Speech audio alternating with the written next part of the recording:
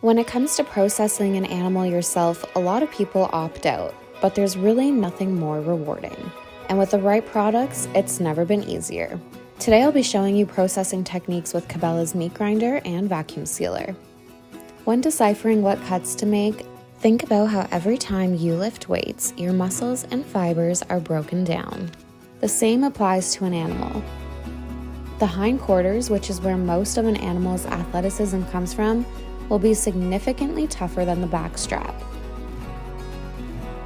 When vacuum sealing your meat, freeze for just 10 to 15 minutes prior to sealing. Keep sinew attached to the meat if you plan to freeze for long periods of time. And don't forget to date and label.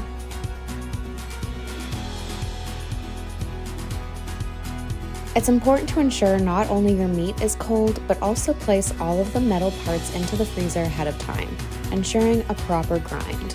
Almost always, except when grinding waterfowl, you will need to do a first grind, grinding your meat through a coarse plate before grinding it any finer.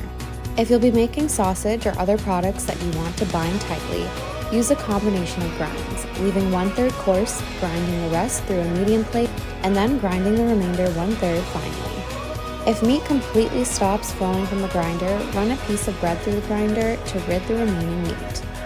Venison is very lean, containing only 3 grams of fat per 3 ounces. You can include added pork or beef fat content to achieve desired ratio. Personally, I don't add any fat. Keep the fat frozen until you're ready to grind. If your fat gets warm, it will melt into the meat rather than keeping its distinct state, ruining the meat texture.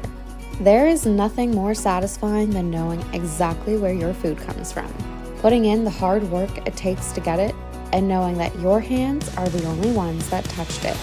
I harvested this buck with my bow on a solo hunt from the ground across a river. I recovered it, field dressed it, processed, and butchered it. This is putting meals on the table that are made with memories.